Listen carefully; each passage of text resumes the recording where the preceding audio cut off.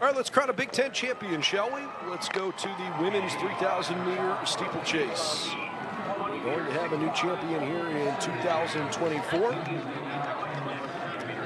what we hope will be a fun race. And look, you don't want to base everything, Sarah, off of what we've seen already. But the reality is, based on seed times, Zoe Dundon appears to be the heavy favorite. Freshman from Minnesota, the only one to break 10 minutes in this event this year, and nobody else was even close to breaking 10 minutes. Yeah, and interestingly enough, this event is, not as fast as what we've seen in some of the last few years in terms of the standings. Usually there's, 20 women up at this point that have broken 10 minutes, and Zoe Dundon just running really, really well in this event. She's just a freshman, so to break 10 minutes, just a freshman, Coach Sarah over at Minnesota has just got to be really, really proud of how she's, come into her own in this event, and she's sitting comfortably in 5th position right here. We've got Emma Squires out of Purdue leading this field. But anything can happen in this event. And keep in mind, these are fixed barriers. They're not going to fall over like the 100 or 110-meter hurdles might if you run right into one of them. So the women's barriers are at 30 inches, and they're going to come up to their first water barrier here. This will be their first of 7 attempts going over this water jump. Second fastest freshman in the country, Miss Dundon.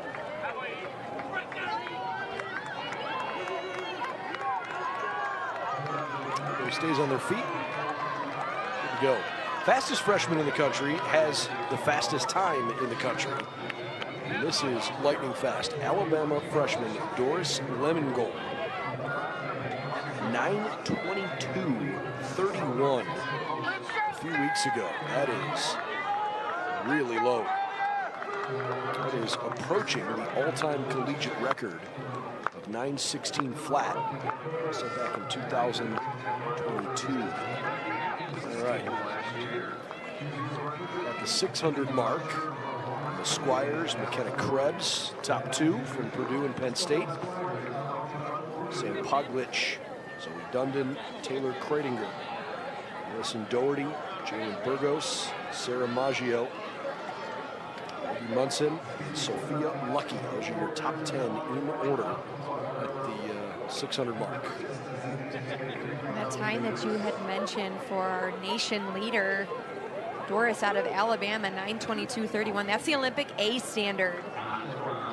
That time is 9:23, so she has certainly cemented herself as one of the best in the country.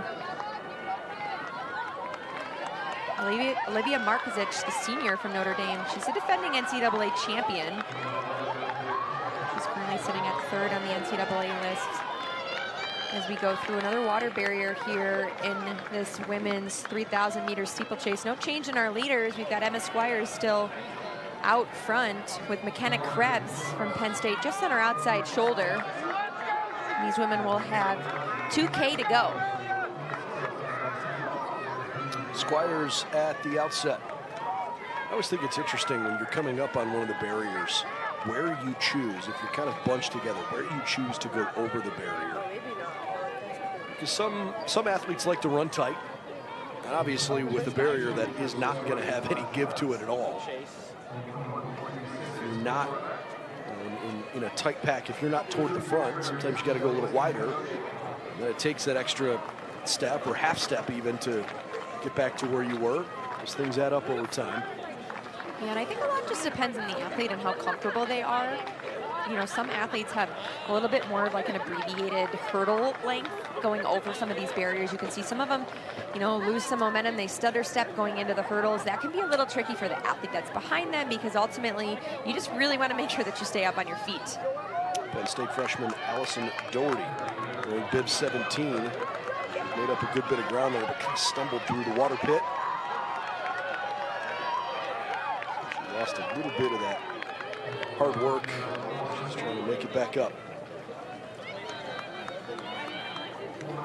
That first 1,000-meter split was 3:25. It's roughly 10:15 pace. We have a couple women in this field that have personal best times at or under that mark.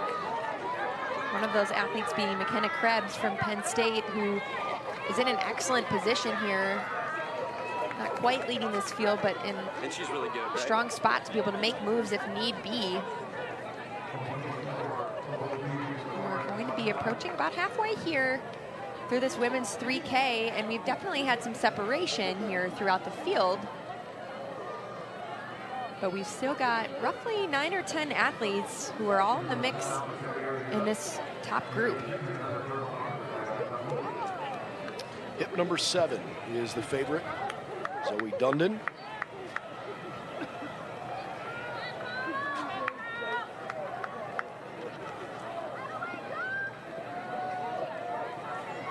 Coming into another water barrier here.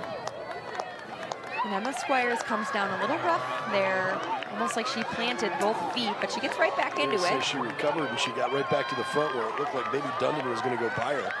To me, that's actually the part of this race I enjoy the most, is the variability of the water pit. These can change a lot quickly.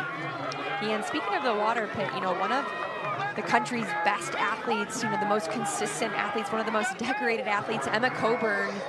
She raced in China at a Diamond League competition earlier this season, and she's won something like almost 10, you know, U.S. titles in a row in this event. Like, truly, she's one of the best ever to come through and run the 3K steeple, and it's just a huge loss for Team USA. She came down, you know, the wrong way coming out of that water pit and ended up breaking her ankle. That was really tough. Yep, so that'll be a big loss for Team USA. But it will give a bunch of younger athletes the opportunity to really step up at the U.S. Championships to try to fight for that spot on Team USA at the Paris Olympics. So much fun to be following this sport in an Olympic year.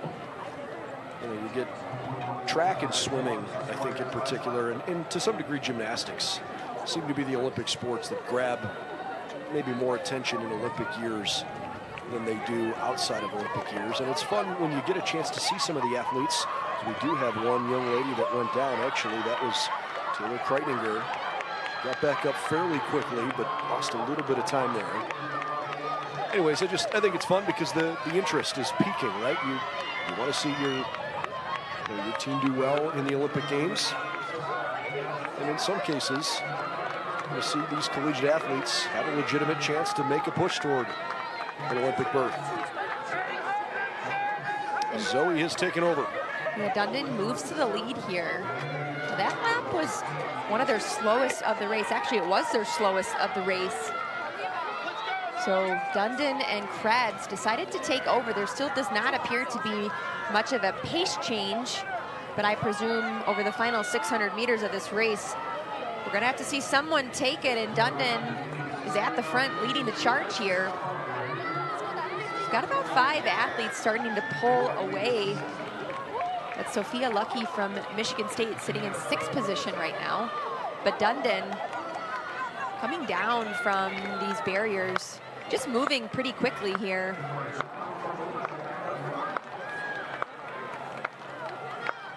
We had another young lady that stumbled. Well, it was a lot easier that time for Zoe going into the water. And if I'm McKenna Krebs, I'm really going to have to start thinking about what can I do to potentially close this gap here. If you watch the cadence and just the upper body movements from Zoe Dundon, she just looks really controlled here going into the bell lap. She's going to be just under 9 minutes.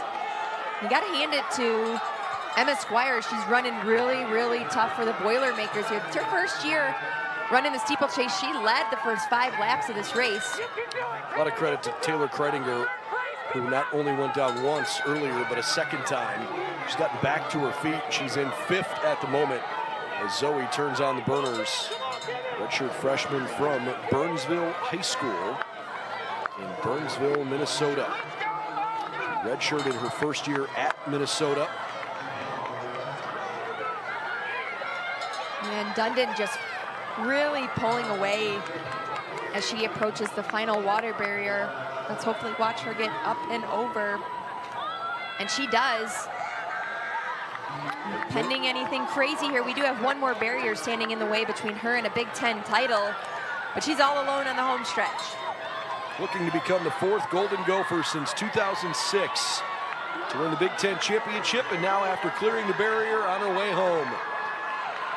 Zoe Dundon, with a smile on her face, crosses the finish line. She's your 2024 3000m Steeplechase champion.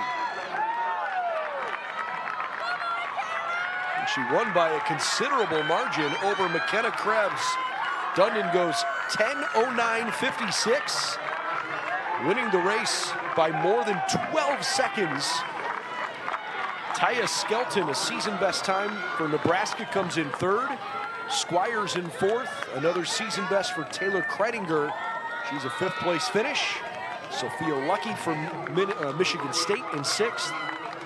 Sam Poglich in 7th, and Ohio State's Akemi Van Scher runs a PR 10:41.47 in 8th. The top 8 headed to the podium in just a bit. Coach Sarah Hopkins is going to be really proud to bring a Big Ten title home for the freshmen. If anybody remembers, they were loaded with a lot of upperclassmen talent just a few years ago. And they're certainly in a little bit of a rebuilding phase. She's got a lot of really phenomenal recruits that have committed to come to Minneapolis.